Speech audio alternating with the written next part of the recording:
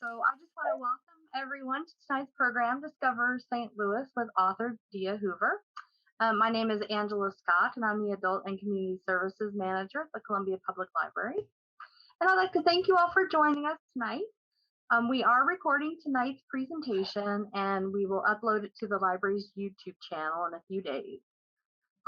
Feel free to put any questions that you have in the chat, and Dea will answer them during the presentation. And so, without further ado, I'm going to turn things over to Dea. Hello, everybody. Thanks for coming tonight.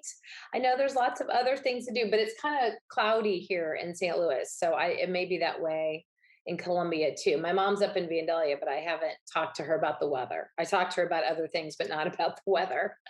So I'm going to start sharing my screen here with you, and we'll go to play from current slides. So I'm here to give a book talk about STL Scavenger. So STL is the airport code for St. Louis.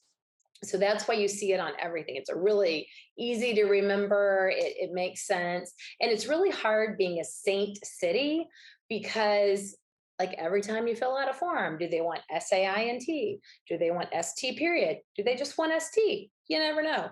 So a lot of us use STL, and I'm sure you've seen that everywhere. So the book is STL Scavenger, and I wrote it during the pandemic. So you hear the word pivot, right? Everyone is pivoting. So my pivot was an accidental pivot. I was working on a virtual tour app, like I was just saying, but I also was doing some writing. My husband's written a brief history of Ireland. We're looking at getting that self-published. I'm going to write a walking tour book of Hannibal and a walking tour book for Herman. So in the midst of all this, when our tour companies weren't doing anything, I got the call about writing the book. So I'll talk more about that. So I am Dea Hoover. It's like Idea without the I. My parents are Don and Donna. So my dad has passed away, but it's Don, Donna, and Dea. And then I married a Declan. So if you saw the little picture when I turned off my camera, let's see if I can do that. There we go. And well, maybe not. Maybe I can't do that from here. We will. All right. So Angela, I may need some help here. What did I just do? I stopped my video. You just need to turn your camera back on. There we go. Now it popped. It wasn't popping up for me. So anyway, so I was going to show you what my husband looked like, but that's not working. You'll see him later on. So I own Are We There Yet tours and Discover St. Louis tours. So I started Are We There Yet back in 2005.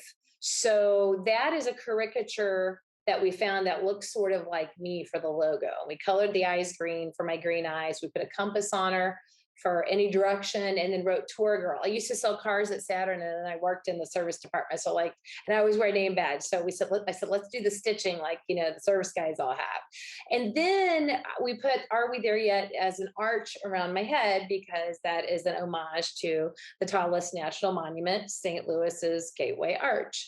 So that's how that logo kind of came about. My colors are pink and black. And then 3 years after I started it, in a momentary lapse of reason, I bought Discover St. Louis. So Kelly Mazzacavallo had been running it for, I think she'd had it about 8 years. And then she had breast cancer in the middle of that, and then recovered and said, I don't want the stress. And before her was Bernice Barnaby. So it's always been a woman-owned business. And I got the call to meet with her. And then I was dating my now husband. And I'm like, well, he'd just flown in from Little Rock. I said, look, I'm just going to go talk to her. I'm not going to buy the business. I'm just being polite. And I came back 2.5 hours later, and he looked at my face and he's like, you bought it, didn't you? I'm like, yeah, on a handshake. So Discover St. Louis, though, the great part of it was founded, as you can see, in 1975. So it is the longest continually operated tour company out of St. Louis. There was like St. Louis Scene, and there's Fun Time Trolley Tours, but Discover has weathered it all. And then I started doing business as Discover Missouri Tours in 2010, because I do Hannibal and Herman, St. Genevieve and Kansas City and Marceline and Macon and Cape Girardeau and Branson. So I kind of try to make sure everybody knows I do a little bit of everything. It's not just centered solely around St. Louis. So I got my degree here in St. Louis at Washington University. I was first generation college, which I'm very proud of. And I'm really excited to say that WashU has started a first generation student center because I didn't have that. And even though my parents were super supportive and did everything they could, it's different when you go to college for the first time and you don't have someone that's already done it. I had a lot of people who helped me, but I think having that is a big deal. So I hope Mizzou does that. I'm not sure if they may have had it already for a very long time. So that's how I got to St. Louis. I came here when I was 18 and I never left. So I've been an over the road tour director since 2000. So I started when I was 5. I wish. And so I've been doing this a long time, but it's really my third career. So when I came out of university, I worked at Famous Bar, which is a retailer that has now become Macy's. And then I sold cars at Saturn, and then I was a used car sales manager at Saturn, and then I was a service manager. So all of that happened before I did my jump to my third career. So I went retail, automotive industry, and then I jumped into tourism.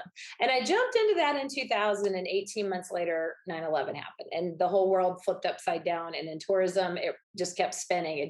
It just kept going. So we were all let go, and one of the guys there and I started up a company together. And so we were together for about 5 years, and then he's still running that company. I'm like, I want to go out on my own. And that's when I started Are We There Yet from scratch, because I wanted to do everything the way I wanted to do it and to be able to control it and control my schedule more, which you don't really control your schedule when you're an entrepreneur, but you feel like you do. So that makes you feel a little bit better. And then, like I said, I purchased Discover St. Louis. So what I want to say, because people are very confused, they think I'm a travel agent. So I can do travel agent things now because I'm with a friend of mine as an outside agent, but a travel agent books tours with me. Like your travel agent would book your tour with Are We There Yet or with Discover. So I'm a tour operator. So I create the tour, sell the tour, and run the tour. So Are We There Yet is outbound, meaning I gather people up near me and then take them around the world. And then with a receptive, it means we're receiving you into the area and then we're showing you around because we're specialists. So when I take you around the world, I hire other receptive tour operations and their guides because they're specialists. I could give you 10 days worth of tours of the St. Louis area. And I can go to Columbus and give you about 15, 20 minutes. And then that would really, let go of my knowledge. I want to hire someone local. So that's really what Discover St. Louis says. Plus, we've really the new landscape is private tours. I have given 4 private tours in the last 2 weeks. One was a 3-hour walking tour with a woman from Buenos Aires who was here, and it was 87 degrees, and I guess she was in her late 60s. And I'm like, please don't fall out on me. But she had a great time and we made it. So private tours in my car, I also do that, and walking tours. So people are still kind of skittish about being around other people. And we installed an online booking system, which has made a huge difference because people can book 24/7, and they can, put in for a tour, pay for it, and then Maggie, my tour coordinator, gets it, and we do it. I'm also adjunct staff at St. Louis Community College at Merrimack and Florissant Valley. So St. Louis Community College is divvied up in the area. So there's like a branch in Valley Park also, and they have Merrimack's the main campus, which is Kirkwood. So, but they call it Merrimack, and Florissant Valley is in North County. So I've been adjunct staff for them for over a decade. I do tours. So if you look in the continuing education, I do day tours for them. And then I also teach classes, not limited to travel. I recently gave one on how to advocate for someone you love because I spent over 5 years helping get my husband diagnosed and getting he's had 2 brain surgeries, but he's doing much better. And so I taught that because I banged my head against the wall so many times doing that. I've also taught some reading classes as well. I am a licensed travel insurance agent. I want to say that to you because people buy insurance off of the internet, or you might buy it from somebody, and Missouri licensed you as a travel insurance agent. So that's just like a car insurance, just like a home insurance, any of that sort of thing. So that's something to know when you're booking travel. And now, last but not least, I'm now a book author. STL Scavenger. I call it a travel book in town. And then I'm going to be writing those walking tour books. And I only say that out loud because I do have a contract on the other two. So who am I? Who is Dea Hoover? Well, I graduated Vanpar R1 school, and I know Heather Noe on here. She and I were good friends, and our parents were great friends. So there's a picture on the left of me with my mom, and it shows me eating a bologna and cheese sandwich, which I loved. And it was a cute little article in our hometown paper I found when Dad passed away, and we were going through the pictures. So I always had short hair then, and I was a bit of a tomboy. And then these are later pictures from high school, and then some other people. Like these are a friend of mine that worked for my dad. Those are his kids who are all grown up now. And this is Edie. She was Donnie Tipton's daughter. She's getting her PhD. So just people that this was my dad's desk. This was like, the wall of fame. So what's so cool is my life is pretty crazy for being from Vandalia, Missouri. On the right, you'll see the Mustang. So that is Rich Wilkinson's daughter. That was my high school car. I put it in car shows. I lovingly restored that car. Or actually, someone in town did it, but I picked everything out. I'm so excited that Rich lives in Bowling Green and is still showing off my car. And I'm still a car girl. And his son took it to prom. And I'm really proud of the car. And it was the 432nd Mustang ever made. And then on the left, you're going to see the picture of my husband and I with the chief and the chief's son in a Maasai village in Tanzania. So that was the fifth continent we got, and Tanzania changes your life. It was a wonderful experience, and they are not as full of unrest as Kenya is. And we went to the Ngorongoro crater, which is beautiful and green and lush. And we went to the Serengeti, like you think of in The Lion King. And they do speak Swahili, and everything in The Lion King is correct. So every name of every animal, that's actually the word for that name in Swahili. And they do say Hakuna Matata. That is totally not made up. No worries. They do say that. So my life is pretty exciting. I've come a little bit of a ways from Vandalia, but I still go home. My mom's there running the Firestone store. So a book. I thought you were a tour guide. So how did that happen? Well, I was telling you that I had been scheduled. Well, I've been working. Actually, I didn't tell you this part. So I was creating tours for some of the authors at the publishing house, because as an author, you make more per book if you sell the book directly to people, because there's no middle channel, there's no outlet, there's no salesperson making commission, et cetera. So the owner really wants his authors to have a good experience and to make it worthwhile for them. So the author who wrote a Forest Park walking tour book, her name is Carolyn, and she's a zookeeper by day. How cool is that? She's a mile and a half up the street from us because we live near the zoo, and she's a zookeeper. She's off on Sundays and Mondays, but she's written many books. Like she's written a Dizzy Dean book. So most recently, she wrote the Forest Park walking tour book. So what I did at the beginning of 2020 was go out with her. We scouted the tour, and we were doing a walking tour book. So you got the book, and you went on a tour with the tour guide to help sell her books directly to people from her. So I had been working on that. And then about May, the owner called me and said, "You've got to be hurting. There's no travel, nothing's happening." I'm like, "Oh yeah, we're negative."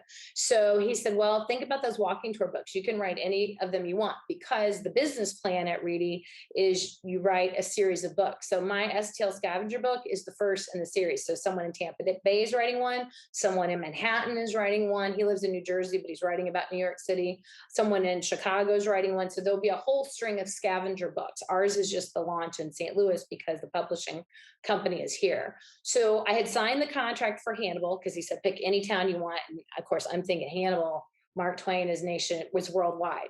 When we travel and people say, "Where are you from?" I say, "I was born in Hannibal," which is true because I was born at St. Elizabeth's because Vandalia didn't have a hospital. And every single person knows, even if they're in China, even if they're in Tanzania, they all have heard of Mark Twain because he took those around the world cruises. Much like, there's a Cardinals cruise or a Broadway cruise. They were doing that then in the 1800s and early 1900s. People would go to be with him on a cruise and know him. So then I said, and I would like to do Herman because I think that's a great place and people do walk it. And then August, so I told you my husband had surgery. So he had a shunt put in, and we were back in Houston because that's where he had the first one. And I get a phone call while he was sleeping.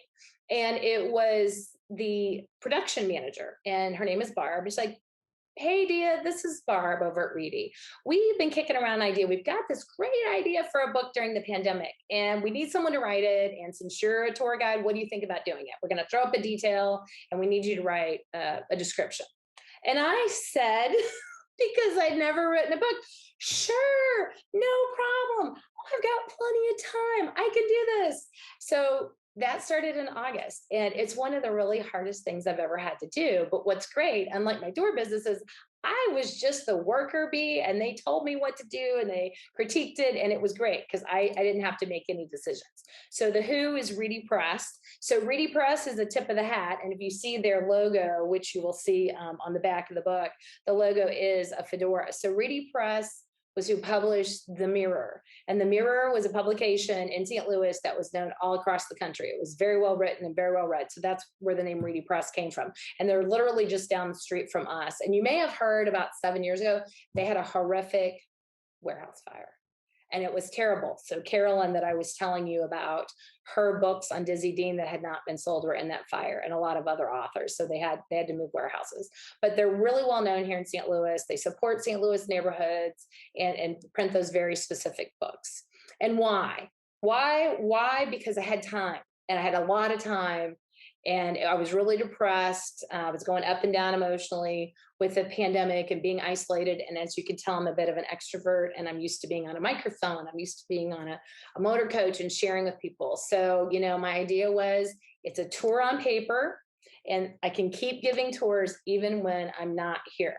So when I leave to go to Delaware at the end of June and people call Maggie and want a tour, she can say, okay, Dea's not here. The virtual tour app's not ready, but you can buy a book. So, and I figure it will always last, right? Like your book is always in the Library of Congress. So that's kind of exciting. And I was really happy when Angela said that all 3 copies that the Daniel Boone Library has are all checked out. So people are looking at them. So that's why I decided to write a book and do it now. And it's the right time. Gary Cisnecki, who was the owner of the Vandalia Leader and very active in Missouri Press Association, he's written a book about his great grandmother's death, and he's been publicizing it. I said, I never thought my book would go. And he said, it's the right person with the right book at the right time. And it really has been. So this is a picture from my last talk. So on May 30th, in the local bestseller list, you'll see that on the right. So the bestsellers are put together by stores here in the St. Louis area. So the Book House is in Maplewood. And if you ever need any book that you can't find anywhere else, they might have it. And I found books on Third Baptist Church that I belong to that our library at the church did not have. So the Book House, she's got a huge store. Left Bank Books in the Central West End, you may recognize that as one of the oldest bookstores in St. Louis. They have the cats that rub on your legs while you're looking around the bookstore, just like like they are over in Europe. And they were Washington University students that started it. Main Street Books in St. Charles. If you haven't been to Main Street Books, so adorable. She does such a great job. The Novel Neighbor, which I think is a great name, that is in Webster Groves. And then Subterranean Books, meaning they're kind of got the secret underground passage. That is in University City in the Delmar Loop. So they put together their list of bestsellers, which I did not realize this list existed because I don't get the written paper. I usually read it online because we're traveling. So that's been pretty exciting. And like I said, last week I was at number 1. A week before last, I was number 1, and then I'm back to number 2. I was at Abel's Quick Shop in Vandalia, and I snuck up and got the post on Sunday when I was leaving Mom's and saw that I'd gone to number 2. But I'm thrilled. I'm in great company. So this is the cover of the book.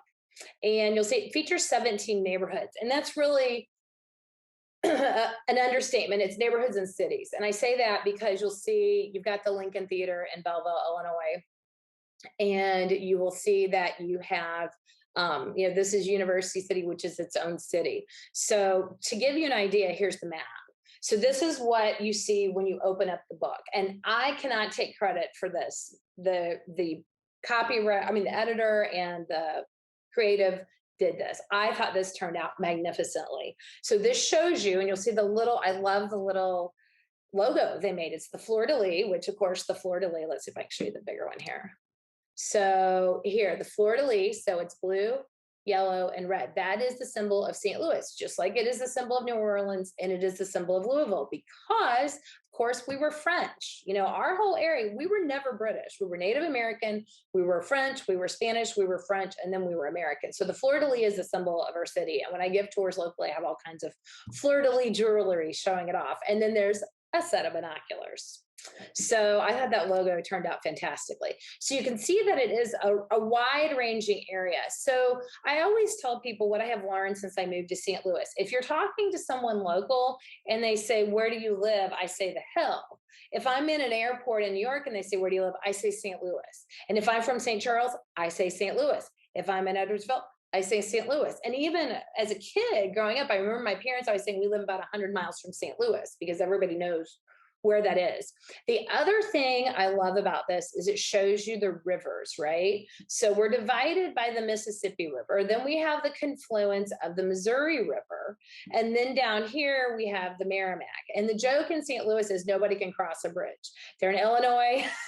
They will do whatever it takes not to go across the bridge into Missouri. And if they're in St. Charles, not to come into Missouri or vice versa. And I have to laugh because the woman who owns the tea room in Edwardsville, her name is Jane, and she owns Queen's Cuisine. And she actually started out teaching classes at Dearborg. So we were discussing doing a book signing. And she's like, "Well, I don't know if you want to drive all the way over to Edwardsville." I'm like, "Oh, don't worry. I'm from the country. I'm used to driving 30 to 45 minutes to an hour and a half to do anything." I said, "I don't have that mindset that if it's more than 10 minutes away." So you'll see most of this is clustered. The other thing I want to share with you, because you may not understand this, because I totally didn't understand it till I lived in St. Louis. You have St. Louis City, and it is a standalone county. The city separated from the county in 1875. The only other city in the country is Baltimore, Maryland. Both of us were in border states during the Civil War, and both of us were border cities.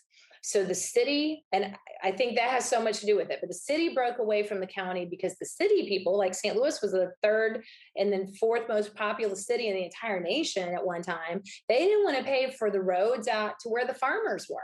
They didn't want to pay to put the infrastructure in. So they separated in a very questionable vote that we found, like, years later, they found some of the ballots with eraser marks and so forth.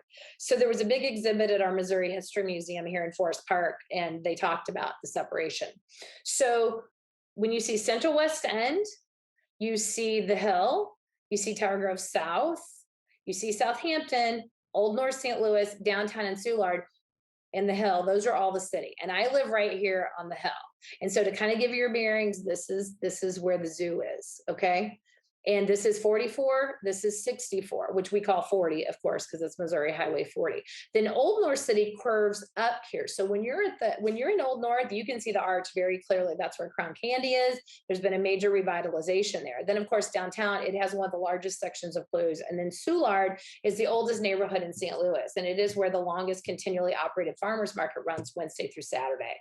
And it's quite something. When I have student tours, man, I take them in there. I'm like, this is the market at work. Because especially when there's vendors across the aisle that are kind of selling the same things, they're hollering out their prices and trying to get you to work with them. So this is the map of all the places that you can look for stuff. And the reason I think this is an all seasons and all area book is because of the internet. And because since 2008, we've had the world in our hands with the iPhone. And now we all have Androids and iPhones and GPS.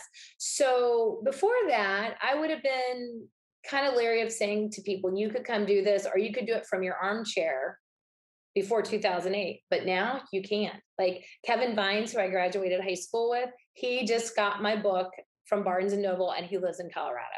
But he can do that book. He is confined to a wheelchair, but he can do that book because he will be able to know the neighborhoods and search it and look at the clues. So this shows you the order that they're in. They're in no particular order when you get it. So this is how it started. So there's a detail, and then there was a clue, right? So that's a really, really long clue because I started writing clues. I started making them rhyme, and they were like a Shakespearean iambic pentameter rhyme. They were way too long. And the editor, I did 9 areas. So that means I did 9 neighborhoods with 20 each. I'd written 180 clues. And she's like, this is totally not working. There's too much here. So then I cut it down to writing it straight, like I did here. So this one is named in Ibby's honor. One of the most beloved first ladies of the campus is a place for monarchs to gather. Look on the south side of the street with the same name as the character whose voice was Charlie, the man giving the angels their next assignment. So I'm trying to give you a bunch of information, right? So you can figure out where you are, because you can see this picture, but the pictures are in grayscale. And I did not realize that till later, that I was seeing them in color as a photographer and as I was taking them. And the cool thing about the photographer, Corey had a drone. So like on the tall buildings, and I tell people I'm married to someone who is 6'4", and he taught me to look up. When we were going on a date down in Little Rock, we were in his apartment, and I'd watch him pop the ceiling time. Like, what are you doing? He's like getting down some money. And I said, what? He goes, nobody ever looks up. He hides stuff on the refrigerator everywhere. So that's a hint if you're here doing my book and looking around. So I'm going to kind of dissect this for you. So this, and I don't know, Angela, can you read anything in the chat? Does anybody have an idea of what this is, and maybe read that out loud to me if they do? I sure can. If they do, I'll let you know. Okay. All right. So first of all, named in Ibby's honor. So you need to know that first of all, you're in University City. So this doesn't show it. At the end, we put it there. So you're in the University City neighborhood region. So Ibby, what is Ibby a nickname for? Then she was a first lady. Well, you know, at Mizzou, if you're the first lady of the campus, you're married to the chancellor. And then a place for the monarchs to gather. So the monarchs fly back and forth, right, to Mexico, and we all have these monarch butterfly gardens. So now you know you're looking for a butterfly garden. And then on the south side of the street, with the same name as the actor whose voice was Charlie. Does anybody remember that actor's name?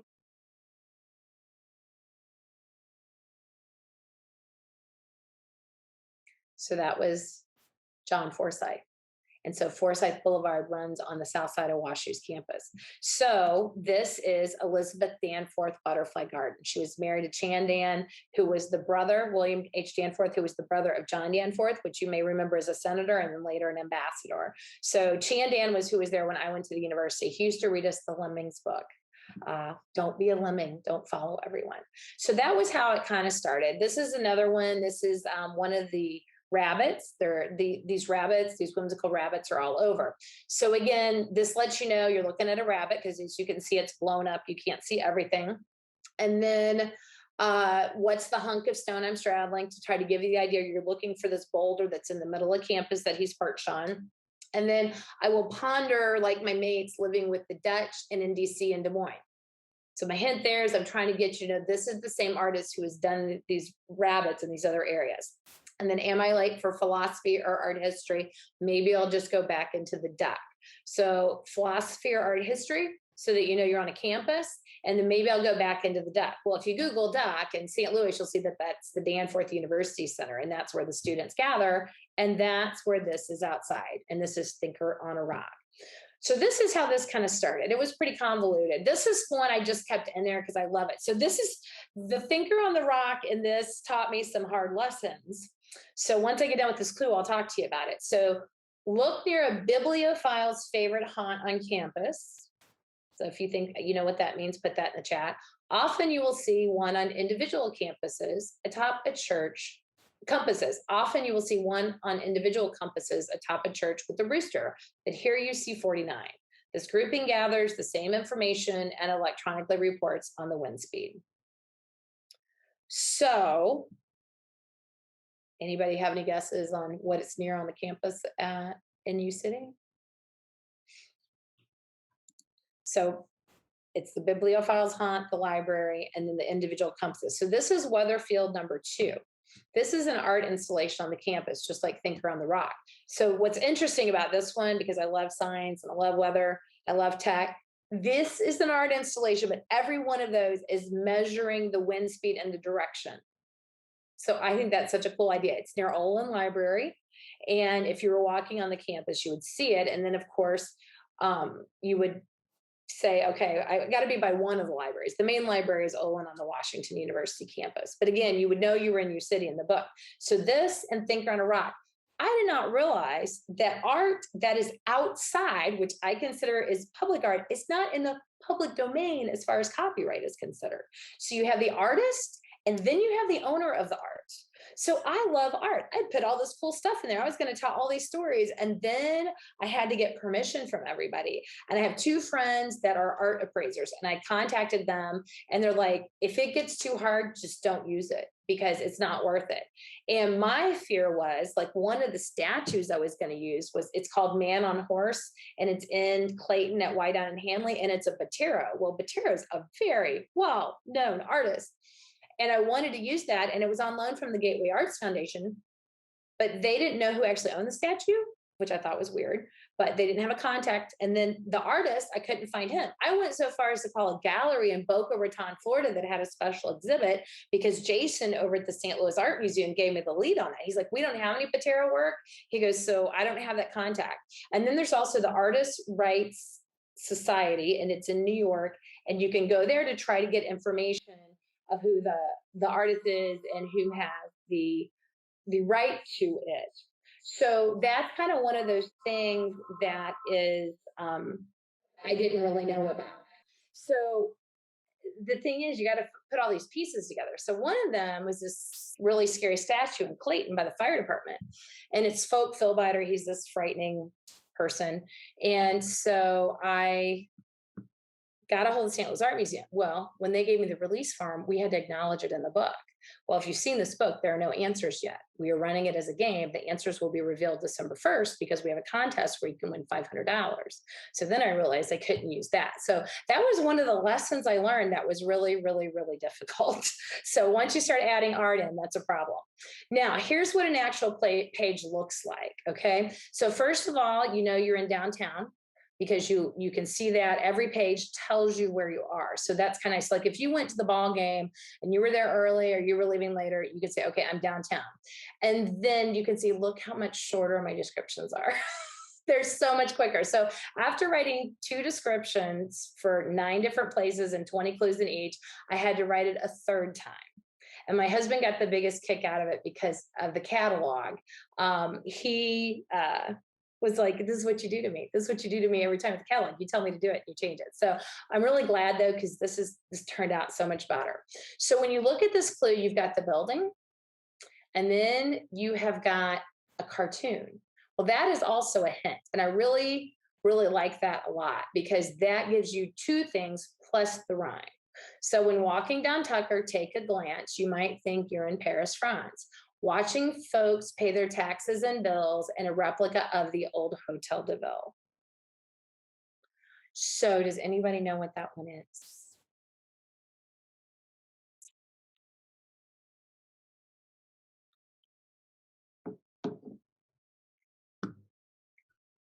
Okay, I'll give you a little time to think about it and then we'll go back. And so, oh, okay, here's one in the chat. City Hall, good job out there. Yes, City Hall, that is it, because you pay your taxes there.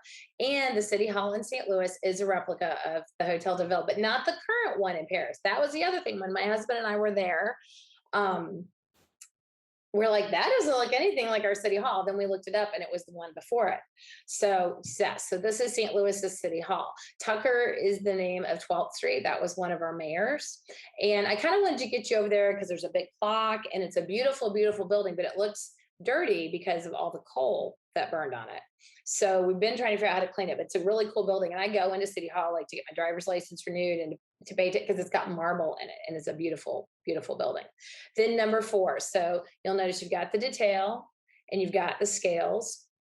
When the Supreme Court heard his petition, it became one of their most famous decisions. Taylor Blow's enslaved clients are freedom icons, forever immortalized near the arch in bronze. Now, this may be a little bit tougher if you haven't been back. Does anybody know what this is and where it is? All right, so I will go ahead and answer this one. So this is, whoops, this is Dred Scott. Okay, wait, here we go. Yep. No, old courthouse. It's, yeah, old courthouse where the Dred Scott statue is, not the old cathedral. The old cathedral is by the arch.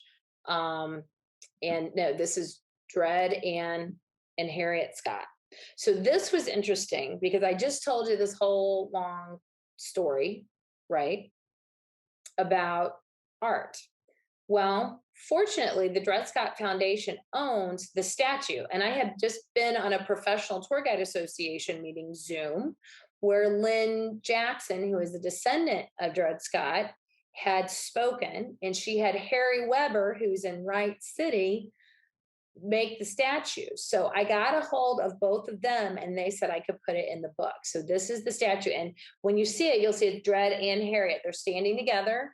facing the river and the arch on the east side of the old courthouse, which is all in the Gateway National Park. So they finally changed the national park where the arch is from Jefferson National Memorial expansion to the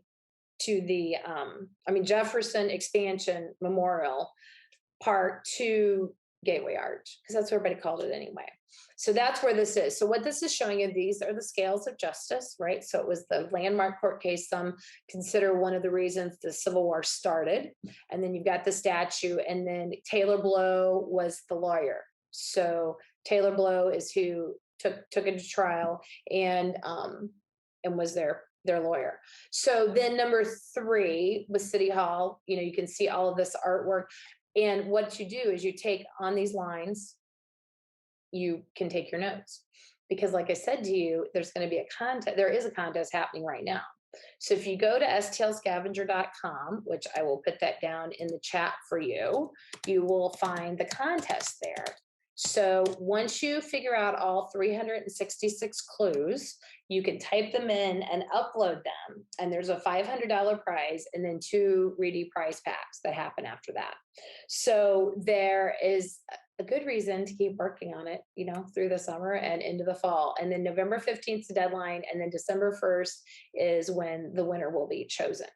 But my biggest, hope is that people just throw this in their car and have it, or come to St. Louis, because I know a lot of people have put off coming on a vacation anywhere, and they're doing day trips or a day or two very close to them. So I think this is perfect. I say drop a pin on St. Louis and just go 300 miles around. I think everybody in that area might enjoy doing this to, see how their skills are with that. So that's what I have for you. I hope I kind of gave you an idea. I got to be really close with my production manager, Barb. You'll see that I put the dedication, not the acknowledgement. She got a big acknowledgement because she really had to work with me with my first one. So yeah, that's pretty exciting. Oh, and then if you want to buy the book, you can at discover-stlewis.com. Angela put that in the comments. You can also call if you don't want to go online. You can call. I'll put that in there, Angela, if that's okay. And we do old-fashioned checks, and we will mail it to you as well.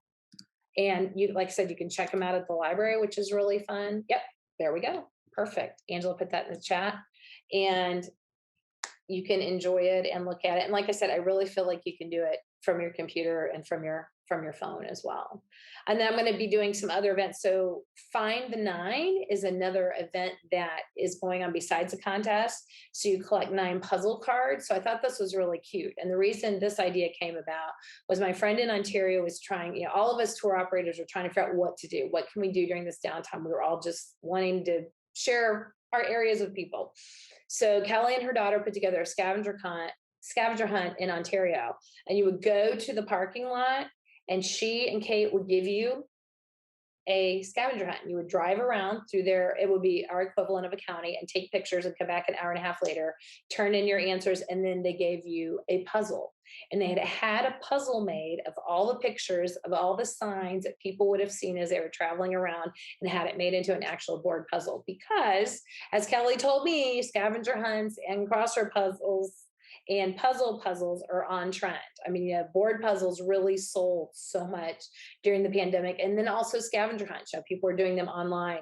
And another really fun thing that happened was the Friends of the Webster Grove Library. They jumped on this, and they did an event where they created their own scavenger hunt in Webster Groves that was done on 2 days before I came to sign books. And then they gave out a prize in Webster bucks and did their own, which was a lot of work, but they did it. And they had forms online, and they had forms at the library. And then another friend bought 10 books to give her nieces and nephews that are coming back for a funeral at the end of the month, because they love St. Louis and they used to love coming here.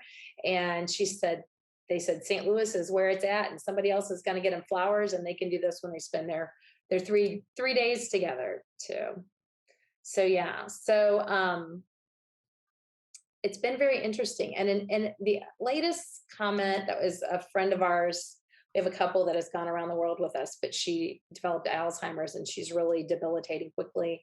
She picks up my book every morning. Jack put on my Facebook page, he's like, call the memory centers, because if anybody grew up in St. Louis, it will mean so much to them. Because he said Cindy was a book reader front to back and can't do it anymore, but she can pick up that book. She recognizes those pictures, and she also can hang on for that 4-line riddle. She can retain that and answer it, and really gets a lot out of it, which all those things are things I totally did not expect really to happen. I didn't know what would happen, but those were kind of some touching things that I thought came out of the book as well.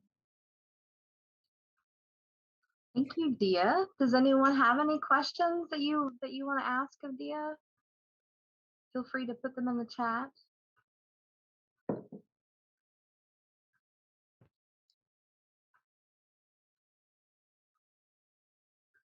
And kind of see, I realized when I was putting up the chats, I was doing it just to the panelists, so no one got to see it.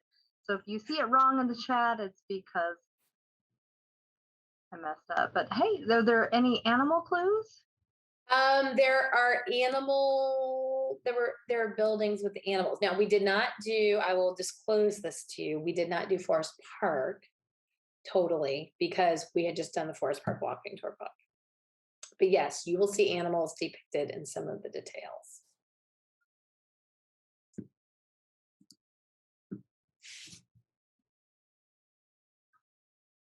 And if you saw the cover, yeah, if you saw the cover, then you'll see that there's an animal there, and I bet you know where he is. I'm trying to see, I don't think you can see it on my background here. I think it's you have to see it at the top corner of the book. But I think you'll definitely recognize him. Let me do a share again real quick, and I'll show you what I'm talking about.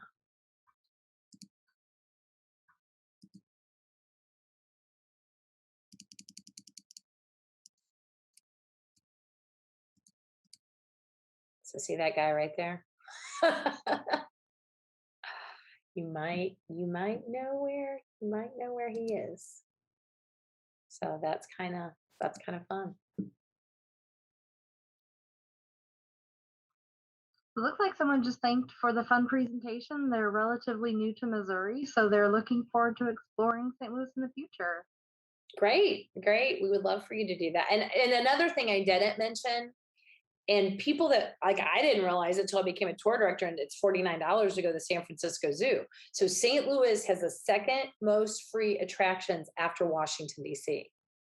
We all pay a zoo museum tax, and that zoo museum tax district funds them all. So the zoo is complimentary, the St. Louis Art Museum, the Missouri History Museum, the St. Louis Science Center. It's such a good deal for families. And the Missouri Botanical Garden, like, if you live here, it's free from Wednesday till at noon, and then Sunday till noon, or Saturday till noon. But it's still not that expensive. But that tax is funded for everyone. So if you've ever stayed at a Drury hotel, they have the breakfast in the morning and the apps at night. I mean, I think for a family, that is a great deal, because until I was 5, our vacation was the zoo and Six Flags. And then Mom would always forget that Grant's Farm was closed. So I didn't really get to do that till I was an adult, because you didn't have the internet then. You'd be using the guidebook, and we want to get, because I love the zoo. I still go to the zoo. I can walk to the zoo. It's a mile and a half, takes about 25, 30 minutes. And I'll just go in and see the penguins. My husband loves the orangutans, and we'll just go in and see everybody and say hi, kind of like They All Ask for You, the New Orleans song. They always play around Mardi Gras. Well, And the new person in Missouri, check out Ready Press, because of the fact that you could get that Forest Park walking tour book too. And that would be a good thing to have in hand. And I've got a couple of those on hand if you would want one of those, because that's something that's kind of cool. And it has lots of history and pictures and things. California is, so Suzanne, yeah, said, funny you mentioned San Francisco. That's the area I moved from. And yes, California is very expensive. Have visited the St. Louis Zoo, which is very nice. And it is, and if you become a member, then you get like, so many train rides, and then the stingrays and the sea lions. But here's another tip. They will let you into all of those for free the first hour the zoo's open. So they really want everyone to take advantage of it. Double check the website. And right now you have to get tickets to come into the zoo just because of crowds. So keep that in mind. Almost everything here, we had a really heavy mask mandate. So, everybody's trying to be careful. And the problem is, just like at the zoo, you get all the zookeepers sick, you got a problem. And then, it can transfer to felines, we think, and that sort of thing. So yeah, always check ahead before you come down. The Arch, when I gave that walking tour I was telling you about, they were sold out until today. And that was last week, I think on a Wednesday. So the Arch is selling out because they have limited trams and limited availability. So all of that, don't just think you're going to show up and get on these days. Because like people are coming here from Kentucky and Arkansas and Illinois and Iowa. I mean, this is a good destination. And I'm going to give a plug for Kansas City. The Union Station there is going to have the Auschwitz exhibit from World War II. And they are one of only 2 locations in the whole country to get that. So since you all are in the middle, I would check out Union Station and see that. Well, thank you so much. It doesn't look like we have any other questions. Dia, thank you so much for being here tonight and sharing your book with us. We really appreciate it. And good luck to everyone and have a good evening. Thank you for having me, Angela. And if anybody ever needs a program, feel free to call me. You've got my contact information, and I do programs, and I will be coming around the area to some other libraries. Thank you for having me on Columbia, though. Spent a lot of time there. I used to take music lessons every week. And my cousin lives here too. So yeah. So all right. Thanks so much, everybody. Thank you. Bye. All right. Bye-bye.